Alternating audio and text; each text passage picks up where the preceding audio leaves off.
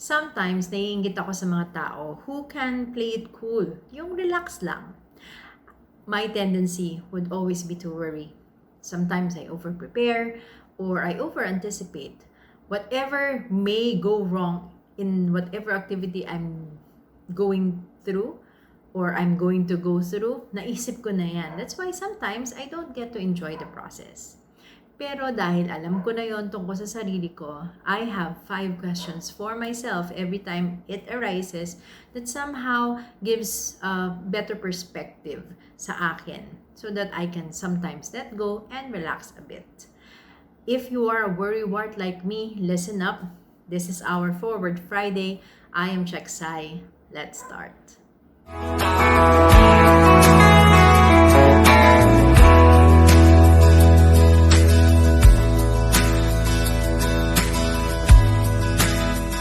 I know my tendency to be over-worried. I have these 5 questions na baon-baon ko every time I have to talk myself out of being a worrywart. Number 1 is the question, can you do something about it? Meron ka bang magagawa? If the answer to that question is wala, then the earlier that I detect that, the earlier that I accept that, the easier for me to actually let go of the imagined control that I can actually have in that situation. Kung meron naman ako magagawa, the second question naturally is, nagawa mo na ba? Are you doing something about it? When I ask that question, then I realize, uy, oo nga, nasistress lang ako dito dahil hindi ko pa ginagawa yung action na actually can get the roadblocks away from me, out of my way, no? So, then I shift from worrying to acting. When you shift from worrying to acting, minsan di mo na nga kailangan ma-solve kung ano yung wina-worry mo eh. Because you have now something that you can actually manipulate. You're doing something about it already, and the problem shifts from worrying to the actions that you are actually doing. Kung paano mo gagawin yung mga solusyon na kailangan mong i-apply do sa situation mo. So it now becomes a more objective problem.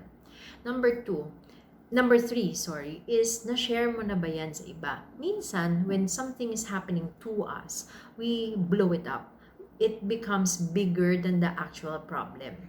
We have more anticipation or imagined things to worry about. Unlike if you talk it out with somebody that you trust, somebody with experience, somebody more realistic, they give you an outsider's point of view of what is happening to you. And sometimes they are more able to scale it down for us so that we do not become overwhelmed. The fourth question that I ask is, nangyari na ba to before? Napagdaanan ko na ba to before? There are 2 possible answers to that. Number 1, yes, napagdaanan mo na yan and you actually failed in it. Therefore, you have now the chance to ask yourself, so why did it fail? What went wrong? So that you know that what you are anticipating are actual problems, not imagined problems. Number 2, possible answer is that yes, napagdaanan mo na siya. And in fact, you were able to hurdle the challenge. You were able to finish it with flying colors even. Or you know that you were okay anyway after such a thing happened.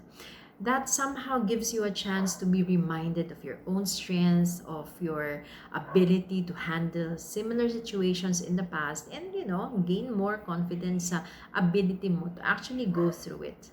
And the last question is this: did you pray about it already? Because sometimes there's really nothing that you can do. Or even if you think that you can do something about it, anything can actually still happen. Something you did not prepare for or cannot prepare for humanly. So therefore, praying about it, even if you've done all the other 4 questions, is still a necessity to know that you have to depend on a higher power all the time, because as humans, we will always have our frailty. Something can always go wrong, but with prayer, we know that we will have the wisdom to be able to face that situation when it actually happens, or have the grace to accept whatever may not work in a certain situation.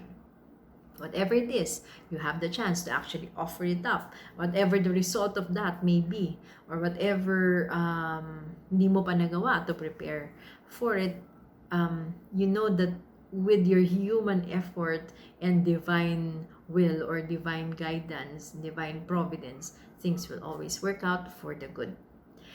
Those 5 questions, meron ka bang magagawa? Nagawa mo na ba? Na-share mo na ba? Nangyari na ba yan before? O napag-pray mo na ba? These 5 questions na baon-baon ko whenever I have to talk myself out of anxiety may also help you and help others. If it is something that can help you, or you think somebody has to hear this, please share this video to others. That is our Forward Friday for this week. Thank you very much for joining me here. Enjoy in me today. See you again next week. Bye.